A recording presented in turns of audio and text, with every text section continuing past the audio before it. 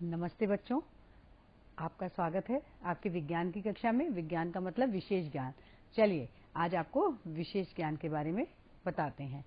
इससे पहले आज हम आपको ऊर्जा पाठ के बारे में बताएं। एक बार और मैं आपको ऊर्जा के बारे में चर्चा कर चुकी हूं, जिसमें मैंने आपको कार्य और ऊर्जा क्या है उसके बारे में बताया था और विभिन्न प्रकार की ऊर्जाओं के बारे में आपसे मैंने चर्चा की थी। आज हम क्या करेंगे, आज ऊर्जा के जो विभिन्न रूप हैं उनको परिभाषित करेंगे और आणविकरणीय स्रोत और नवीकरणीय स्रोतों के बारे में भी जानेंगे कि ये सब क्या होते हैं। तो जैसे मैंने आपको बताया था पहले कि कार्य करने की क्षमता को ऊर्जा कहते हैं, और ये ऊर्जा हमें कहाँ से मिलती है। ऊर्जा हमें कार्य करने के लिए, हम जब भोजन ग्रहण करते हैं उसके रासायनिक अपघटन के बाद हमें ऊर्जा प्राप्त होती है। तो और ऊर्जा के विभिन्न रूपांतरण के बारे में हमने जाना था। ऊर्जा के विभिन्न रूपांतरण क्या थे कि ऊर्जा एक रूप से दूसरे रूप में परिवर्तित हो जाती है और ऊर्जा का ह्रास नहीं होता। ह्रास का मतलब ऊर्जा कहीं भी खत्म नहीं होती, वो एक रूप से दूसरे रूप में परिवर्तित हो जाती है। जैसे कि मैंने आपको बताया था कि जो कार्य है वो कार्य किस प्रकार का है माना जाता है। तो मैंने आपको बताया था कि बल लगाकर किसी भी वस्तु को एक जगह से दूसरी जगह में विस्थापित करने को ही कार्य कहते हैं। यदि विस्थापन शून्य होगा तो कार्य नहीं माना जाएगा, चाहे आप उसमें जितनी भी ऊर्जा लगा करके उसको कार्य करें। और मैंने आपको विस्थापन के बारे में भी बताया था कि विस्थापन क्या होता है। वह दूरी जहां पर एक वस्तु को एक जगह से दूसरी जगह में ले जाया गया, वो दूरी विस्थापन कहलाती है। इसमें कोई भी दिशा वगैरह की जरूरत नहीं पड़ती है, ये एक अदिश राशि है। उसी प्रकार से बल को SI मात्रक जूल होता है, मैंने आपको बताया था। और बल जो है बल का मात्रक क्या होता है, जूल होता है। इस प्रकार मैंने आपको कई चीजें आपकी प्रथम कक्षा में बताई थी जब हम आपसे पहले मिले थे और ऊर्जा के बारे में चर्चा की थी। और मैंने एक और उदाहरण आपको दिया था जिसमें मैंने आपको एक स्प्रिंग का उदाहरण दिखाया था। इस स्प्रिंग के उदाहरण में जब एक वस्तु को स्प्रिंग के द्वारा खींचा जाता है तो वस्तु कैसे अपनी जगह से विस्थापित होकर के फिर अपनी जगह पर आ जाती है। तो हमने देखा कि वहां पर हमने कैसे किसी वस्तु पर कार्य किया था। उसके साथ साथ ऊर्जा के विभिन्न रूप के बारे में भी हमने आपको बताया था। स्थितिज ऊर्जा, गतिज ऊर्जा के बारे में कि कैसे ये गतिज और स्थितिज ऊर्जा एक दूसरे में परिवर्तित होती रहती है। उसके साथ साथ मैंने आपको ऊर्जा के विभिन्न रूपों में यांत्रिक ऊर्जा जो कि किसी भी वस्तु को गति प्रदान करने के लिए होती है, रासायनिक ऊर्जा जो कि भोजन से प्राप्त होती है सभी को, और प्रकाश ऊर्जा जो कि सबसे बड़ा मुख्य स्रोत सूर्य है। उसके साथ साथ बहुत सारे ऐसे भी स्रोत पाए जाते हैं जिनसे कि प्रकाश ऊर्जा उत्पन्न होती है। ऊष्मीय ऊर्जा के बारे में भी मैंने आपको बताया था। और उसके साथ साथ विद्युत ऊर्जा जो कि आप अपने घर में देख ही रहे हैं, रेफ्रिजरेटर चलाना, पंखा चलाना, ये सारे सब क्या हैं, ऊर्जा के ही विभिन्न स्रोत हैं। उसके साथ साथ मैंने आपको चुंबकीय ऊर्जा के बारे में भी बताया था कि चुंबक के द्वारा भी एक ऊर्जा उत्पन्न की जाती है जिसे चुंबकीय ऊर्जा कहते हैं। उसके साथ साथ मैंने आपको बहुत सारे उदाहरण दिए थे जिसमें ऊर्जा का एक ऊर्जा से दूसरी ऊर्जा में रूपांतरण दिखाया था। जैसे कि आपको मैंने मोमबत्ती का उदाहरण दिया था, जिसमें मोमबत्ती को जलाने पर क्या होता है, मोमबत्ती को जलाने पर जो उसकी जो रासायनिक ऊर्जा होती है वो प्रकाश ऊर्जा में परिवर्तित होती है। तो इस प्रकार आपने प्रथम कक्षा में देखा कि ऊर्जा के विभिन्न रूप क्या हैं और कार्य और बल क्या होते हैं। चलिए आइए आज हम चर्चा करते हैं ऊर्जा के और विभिन्न रूपों पर। तो सबसे पहले हम देखते हैं कि भौतिकी में जो ऊर्जा वस्तुओं का एक गुण होता है जो अन्य वस्तुओं को स्थानांतरित किया जा सकता है या विभिन्न रूपों में रूपांतरित किया जा सकता है। किसी भी कार्यकर्ता के कार्य करने की क्षमता को ही ऊर्जा कहते हैं। जैसे कि मैंने आपको बताया था कि वस्तु में यदि आप कोई बल लगा करके एक जगह से दूसरी जगह विस्थापित करेंगे तभी कार्य माना जाएगा, और जो कार्य करने की क्षमता होती है वो हमें ऊर्जा से मिलती है। इसी प्रकार यदि हम देखें तो जैसे एक एग्जाम्पल ले लें, ऊंचाई से गिरते हुए जल में ऊर्जा होती है। कैसी ऊर्जा होती है, क्योंकि उसमें एक पहिए को घुमाया जा सकता है जिससे बिजली पैदा की जा सकती है। तो हम यहाँ भी देख रहे हैं कि जो हमारा जल है उससे भी हम एक ऊर्जा उत्पन्न कर रहे हैं, और यदि उस गिरते हुए जल को एक पहिए में हम डालेंगे तो उससे हम बिजली पैदा कर सकते हैं। इस प्रकार आपने देखा कि ऊर्जा कैसे हम उत्पन्न कर सकते हैं और एक रूप से दूसरे रूप में भी परिवर्तित कर सकते हैं। आइए आगे और चर्चा करते हैं। आगे चर्चा करते हैं ऊर्जा संरक्षण के नियम को। जैसे मैंने आपको बताया था कि ऊर्जा एक रूप से दूसरे रूप में परिवर्तित हो सकती है, जैसे रासायनिक ऊर्जा से प्रकाश ऊर्जा में, और इसी प्रकार से प्रकाश ऊर्जा जो है और रासायनिक ऊर्जा में परिवर्तित हो सकती है। तो ऊर्जा का एक रूप में से दूसरे रूप में परिवर्तन होता रहता है, ऊर्जा कहीं भी ह्रास नहीं होती है। तो ऊर्जा संरक्षण के नियम के बारे में देखें तो ऊर्जा ना तो उत्पन्न की जा सकती है और ना ही इसका विनाश किया जा सकता है, इसे सिर्फ एक रूप से दूसरे रूप में परिवर्तित किया जा सकता है। ऊर्जा के विभिन्न रूप होते हैं तथा ऊर्जा के एक रूप को दूसरे रूप में परिवर्तित किया जा सकता है। मैंने आपको बताया था कि ऊर्जा को एक रूप से दूसरे रूप में आसानी से परिवर्तित कर सकते हैं। चाहे जैसे आप कोयला है, कोयला एक रासायनिक है, रासायनिक ऊर्जा होती, जब आप उसको जलाते हैं तो क्या होता है, हीट ऊर्जा उत्पन्न करती, जिससे आप भोजन पकाते हैं, भोजन फिर उसी में रासायनिक ऊर्जा के रूप में संचित हो जाती है, जो हमें कार्य करने के लिए ऊर्जा आगे मिलती है। इस प्रकार ऊर्जा एक से दूसरे रूप में आसानी से परिवर्तित होती रहती है। यहाँ पर एक मैंने उदाहरण लिया है। उदाहरण के लिए देखिए कि यदि मोमबत्ती को जलाते हैं तो यह प्रक्रम अत्यधिक ऊष्माक्षेपी होता है और जलाने पर मोमबत्ती की रासायनिक ऊर्जा ऊष्मीय ऊर्जा तथा प्रकाश ऊर्जा में परिवर्तित हो जाती है। इसी प्रकार हम अपने घरों में देखते हैं, बहुत चीजें हम खाना बनाने के उपयोग में लाते हैं, चाहे वो कंडे हो, गैस का सिलेंडर हो या सोलर कुकर हो, बहुत सारी चीजें हम खाना बनाने के उपयोग में ला रहे हैं, जिससे कि हम ऊष्मा उत्पन्न कर रहे हैं। ऊष्मा का उत्पन्न परिवर्तन करके उसे रासायनिक ऊर्जा में परिवर्तित करके उससे ऊर्जा और हम प्राप्त कर रहे हैं। तो यहाँ हमने देखा कि ऊर्जा संरक्षण के नियम में क्या देखा कि ऊर्जा एक रूप से दूसरे रूप में परिवर्तित हो जाती है और इसका ह्रास नहीं किया जा सकता है। यदि हम ऊर्जा के विभिन्न स्रोतों की बात करें तो ऊर्जा के विभिन्न स्रोतों को दो भागों में बांटा गया है, नवीकरणीय स्रोत और अनवीकरणीय स्रोत। जो नवीकरणीय स्रोत होते हैं, आइए उनके बारे में जानते हैं। नवीकरणीय स्रोत क्या होते हैं? ऊर्जा के वे स्रोत जो असीमित मात्रा में उपलब्ध हैं एवं जिनका उत्पादन और उपयोग सालों साल किया जा सकता है, ऊर्जा के नवीकरणीय स्रोत कहलाते हैं। क्या एग्जाम्पल है नवीकरणीय स्रोत के?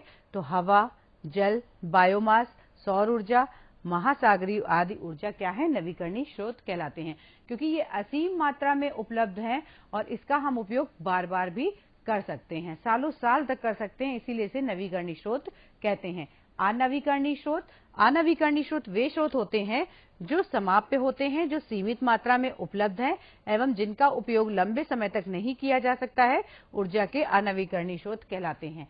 जैसे कोयला, पेट्रोलियम तथा प्राकृतिक गैस क्या है? बहुत सीमित मात्रा में उपलब्ध है, तभी तो कहा जाता है कि क्या करें, हमें इन्हें थोड़ा सा कम मात्रा में उपयोग में लाना है, जिससे कि हम इन्हें अधिक समय तक अधिक उपयोग में ला सकें। इस प्रकार आपने देखा कि स्रोत दो प्रकार के होते हैं, नवीकरणीय स्रोत और अनवीकरणीय स्रोत। तो इसी प्रकार से हमने सभी स्रोतों को दो भागों में बांट दिया है कि जो असीमित मात्रा में उपलब्ध है वे नवीकरणीय स्रोत, और जो सीमित मात्रा में उपलब्ध है और जिनका हम उपयोग लंबे समय तक नहीं कर सकते, वे अनवीकरणीय स्रोत कहलाते हैं।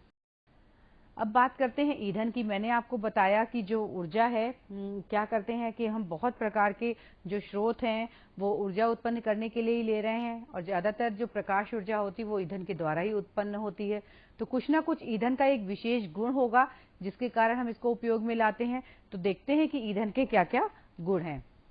जो ईंधन का सबसे अच्छा क्या गुण होना चाहिए कि हम उस ईंधन को उपयोग में लाएं सभी कारण के लिए, कि इसका भंडारण और परिवहन आसानी से हो सके। कि आप जैसे कि आपने देखा होगा कि घरों में आप गैस सिलेंडर उपयोग में ले रहे हैं खाना बनाने के लिए, तो कैसे गैस सिलेंडर को एक सिलेंडर में भर करके घरों घरों तक पहुंचाया जाता है खाना पकाने के लिए। तो मतलब उसका भंडारण भी हो और परिवहन भी आसानी से हो सके। और दूसरा है गुण उसका कि वह सस्ता भी हो। क्या हो? वह सस्ता भी हो। ईंधन का एक विशेष गुण यह भी है कि प्रति एकांक आयतन अथवा प्रति एकांक द्रव्यमान पर अधिक कार्य करने वाला हो। तो इस प्रकार आपने देखा कि ईंधन में इस प्रकार के गुण होने चाहिए। और सबसे अच्छा गुण क्या है कि उससे प्रदूषण भी कम हो, क्योंकि आजकल वातावरण में प्रदूषण बहुत ज्यादा फैल रहा है और प्रदूषण का सबसे मुख्य कारण ही हमारे कहीं ना कहीं ईंधन ही है। तो हम ऐसे ईंधन को उपयोग में लाएं कि उसका गुण क्या हो कि उसमें कम प्रदूषण फैले। तो ये हमने देखा कि एक अच्छे ईंधन के लिए क्या क्या गुण होने चाहिए। अब हम बहुत सारे ईंधन हम उपयोग में लाते हैं घर में खाना बनाने के लिए, जैसे कि आपने देखा होगा सबसे पहले लोग कंडे में बनाते थे, लकड़ियों का उपयोग करते थे। धीरे धीरे उसके बाद बायोगैस बनाने लगे कि गोबर को डाल देते थे एक विशेष प्रकार के उपकरण में।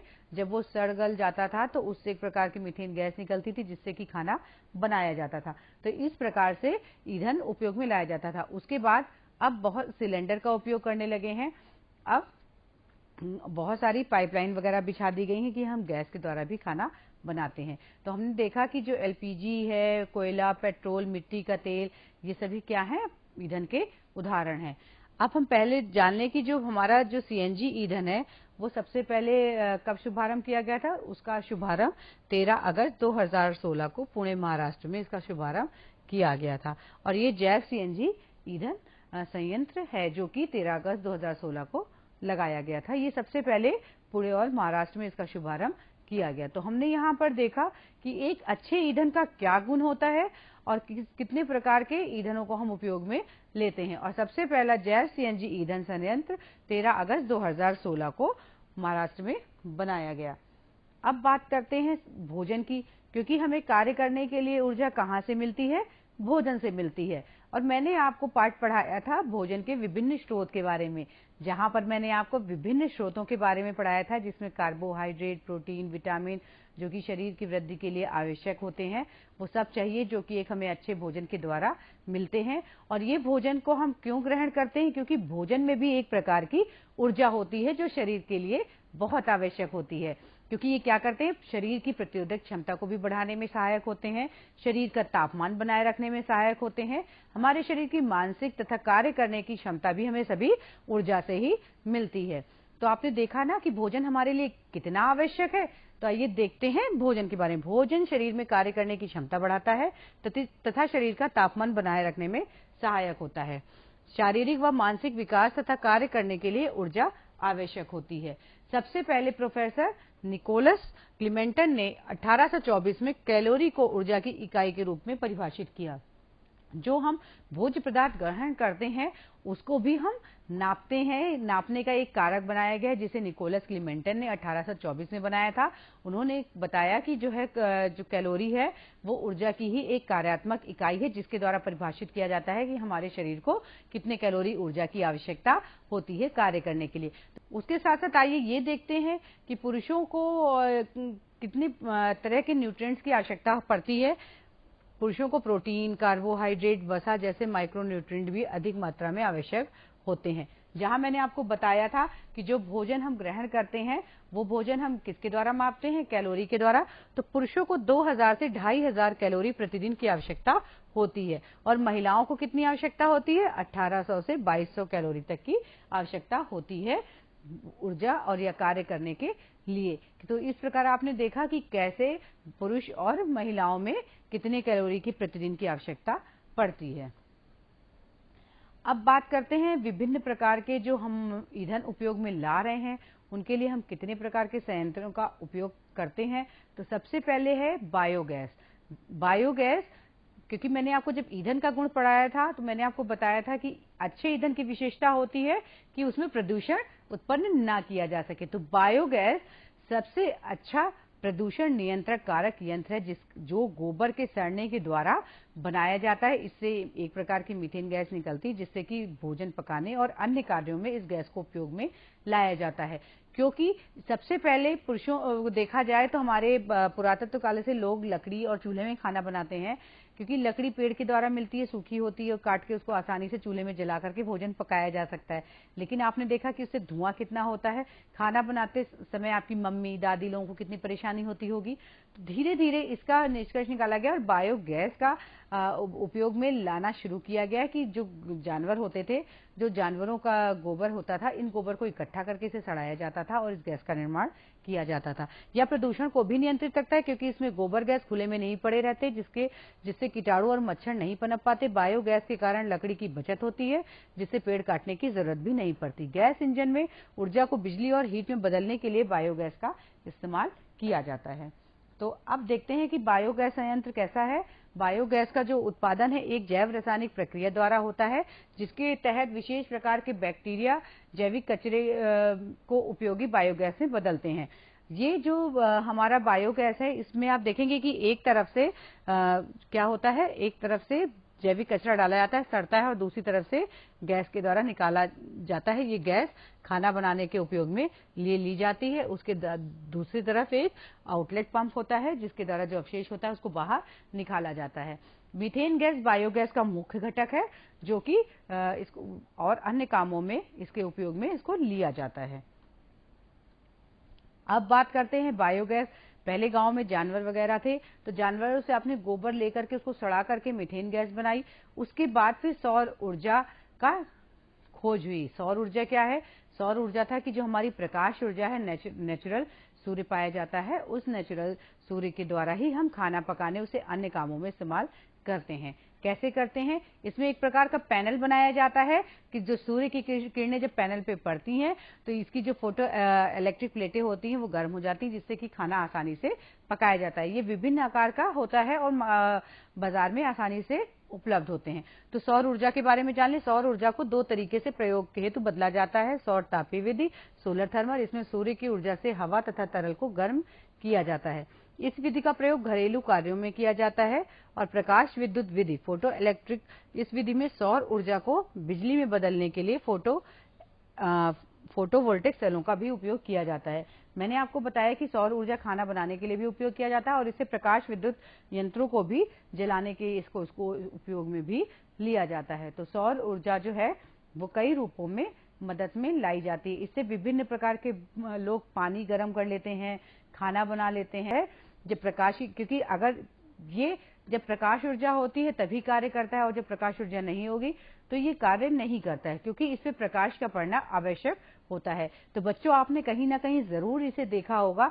ये गोल आकार में भी होते हैं और चौकोर आकार में भी होते हैं। इनमें एक प्रकार का बर्तन रखा जाता है, जैसा कि यहाँ पे आप देखिए चित्र में दिख रहा है कि प्रकाश की किरणें सीधे इस प्लेट पे, समतल दर्पण पे पड़ रही हैं, और एक समतल दर्पण की प्लेट यहाँ पर भी लगाई जाती है, जिसके नीचे बर्तन रखा होता है।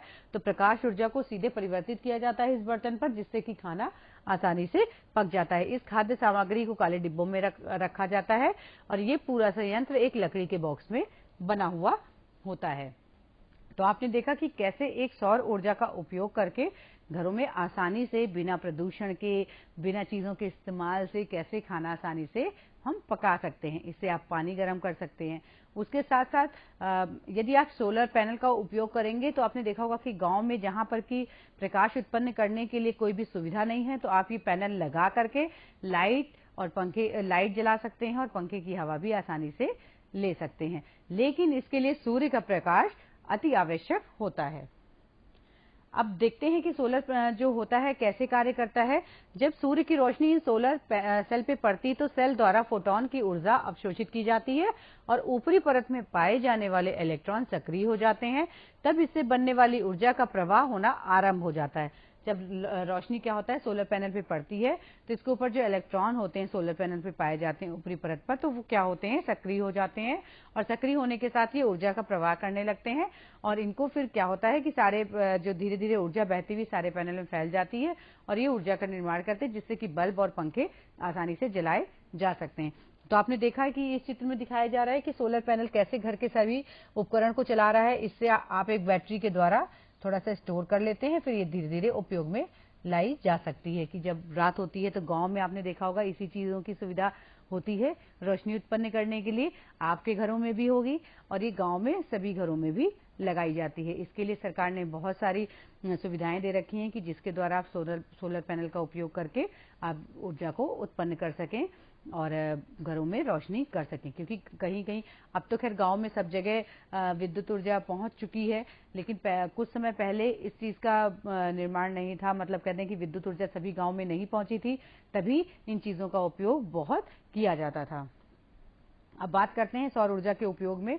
और सौर ऊर्जा आपने देखा होगा रोड लाइट्स पर लाइट जल रही होती हैं, तो बहुत सारे रोड में कहीं कहीं तो विद्युत ऊर्जा द्वारा उत्पन्न की जाती है, और कहीं कहीं सोलर पैनल लगे होते हैं जिनके द्वारा स्ट्रीट लाइट में लाइट जलाई जाती है। तो जो गार्डन होते हैं, स्ट्रीट लाइट होती है, इसका उपयोग कहाँ से करते हैं, सोलर एनर्जी से करते हैं इनको चलाने के लिए। तो ये वहां पर बहुत सारे जले होते हैं कि रास्तों में भी रोशनी हो जाती है। सोलर कुकर, एलपीजी के बढ़ते दामों में जेब पर पड़ रहे बोझ को कम करने के लिए भी सोलर कुकर का इस्तेमाल किया जा सकता है, क्योंकि प्रकाश ऊर्जा के माध्यम से कि खाना हम बना सकते हैं। Solar water heating system Bharat में भी लॉन्च हुआ है, जो कि सोलर प्रोडक्ट्स में सबसे पुराना है। वाटर हीटिंग मतलब इसके द्वारा पानी आप गर्म करके इस्तेमाल सर्दियों में ला सकते हैं। बात करते हैं वायु ऊर्जा के लिए। वायु ऊर्जा के लिए पवन चक्कियां बनी हुई हैं।